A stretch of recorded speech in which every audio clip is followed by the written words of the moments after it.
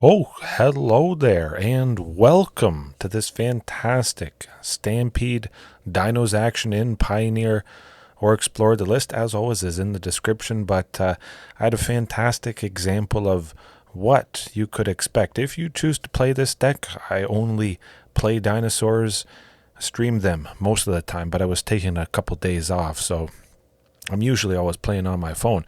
But I won't go into too much detail exactly how it works. I'm writing up a primer, and usually I do explain it at the start of every one of my streams, just a rough outline for anybody that is new, like some of you, I'm sure. But if you have any questions in the meantime, don't hesitate to ask, leave a comment, join the Discord if you haven't already, and marvel at this lovely, lovely example. I might just convert some of you.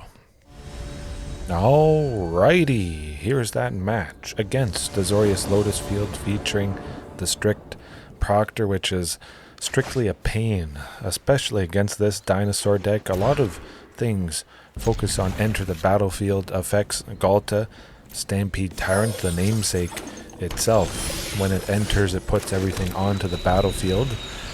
Turns that off oftentimes. I could potentially pay the extra 2.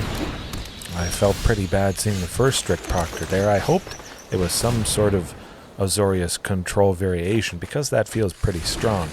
But a Strict Proctor, it's strictly good. I didn't feel too positive about what I might be able to... Oh, okay, but with the Carnage Tyrant, which is quite fantastic. Carnage Tyrant is hard to deal with. It can't be countered, and it can't be targeted. So sometimes how I've gotten the Strict Proctor away, destroyed, I force the opponent to sweep everything, which is good. That might be the only way they can get rid of Carnage Tyrant. So now I'm safe and clear to play my Vaultborn Tyrants. Fantastic new addition, pretty much the best. And then Ghalta as well. So we should be alright. I felt pretty good that they copied another land, which was quite fantastic. A land that wasn't Lotus Field, a Thespian stage there. Oftentimes that's what it's used for, but I guess for whatever reason they just needed to make a colored source, a white or a blue, or they just realized they were dead. Sometimes that's all it takes when you play Carnage Tyrant, boom. Tyrranax Rex. Oh my goodness, my goodness. Got the job done. And certainly, it's not just good against control, Carnage Tyrant and T-Rex.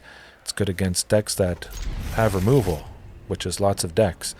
It's good against decks that have creatures that are smaller, which can be a lot of decks. But for the most part, it feels good knowing game one going into it. I'm going to have a pretty good chance against them. Of course, I didn't expect too much. I figured that the Sylvan Scrying might potentially get countered there, although they do like to go with impulse digging to find that Lotus Field or the Strict Proctor. The Demolition Field is a little bit rough. That or Field of Ruin destroying my non-basic lands. Oftentimes that's how I have lost, sadly. However, you see I'm not playing that Castle Garenbrig, and that's a very good reason. I only play it when I'm about to pop off, when I'm about to use all that mana. If I play it and activate it, they miss their window. They can't respond to Castle Garenbrig entering before I make all of that. By the time I use it, it's too late. Chances are, I hope.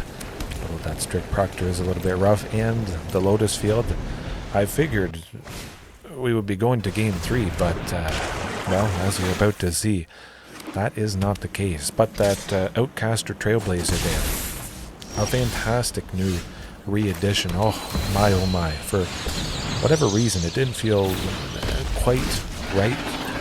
I hadn't used it for a couple weeks, something like that. And then I added it back in, and my oh my, it feels perfect, lovely, absolutely devastating. The card advantage, and you plot it, and you get ready. You only need that temporary mana, sometimes one shot, because when you use that temporary mana, it gets you to a point of casting Tyrranax Rex. Very, very, very scary stuff. Oh, okay. there it is. There it is. Supreme Verdict to get rid of that painful, pesky Strict Proctor. I'm going to go with the lovely Trailblazer and, maybe draw some cards, set up, do some stuff. Lovely that Regisaur Alpha couldn't be countered. And that's another good point. For a long time, I was only using 2 Cavern of Souls. I was using the full 4, just because I have so many dinosaurs. It's not too much of a loss. Then I trimmed it down. Then I started to face a lot of decks with counter spells. So I wanted to up that from 2 copies to 3. Feels quite good, but not 4, because Cavern of Souls can't help to play the Archdruid's charm. It can't be used towards that source of green. That would be nice for... Okay, but... Hey, that's why you have all 4 Castle Garenbrigs. If you're not playing all 4... That's, well, you might be low on wild cards. That could be the case. But if you're not low on wild cards, well, they have lots of sweepers. What more can I say? Oh, well.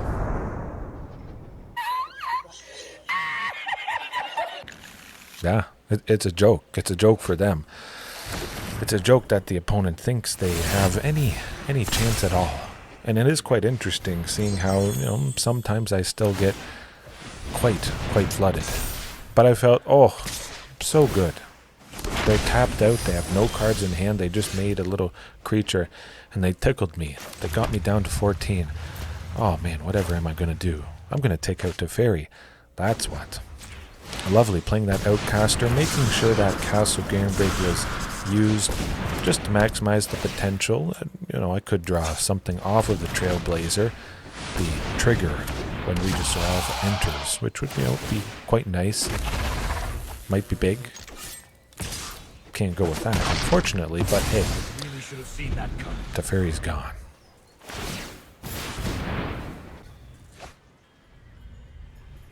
Final showdown. Now that is a bit of a problem. I added that card there just to witness it. New from Thunder Junction. You have no power here. Do you yield? Yeah, so you would think. And Damping Sphere turns off lands that tap for more than 1 mana. They make colorless instead, which hurts me, but it doesn't hurt me, because I have enough lands even without activating Sunken Citadel, Castle Garenbrig to supercharge. It certainly hurts the opponent more. Turning off the Lotus Fields, making them tap for colorless, this is what it's all about. And they got that Sphinx's Revelation. Doesn't matter. Don't care. Oh my goodness. They have 2 cards in hand. Certainly could be some sort of removal. They have that Gilded Lotus there, so they could sweep. I think they could do another final showdown. Instant speed sweeper from Thunder Junction there. Very, very not great. Not great at all. Ooh, gives me the shivers. That's not too bad, because when you top deck, when all your top decks are good and big and powerful, you get the job done. Eventually. One of these days here.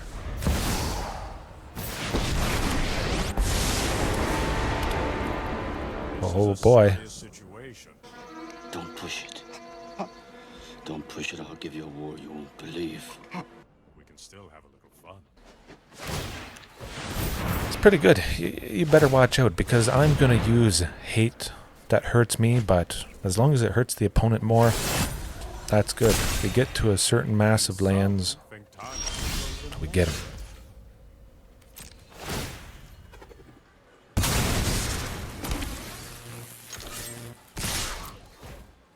Two very boring minutes later. Oh, okay. Oh my goodness. It actually was 2 minutes. The opponent was so salty. They ran down the timer. They roped. They used all their whatevers. You phased it before. Alright. Take a big bite of that like button. See you next time. Peace.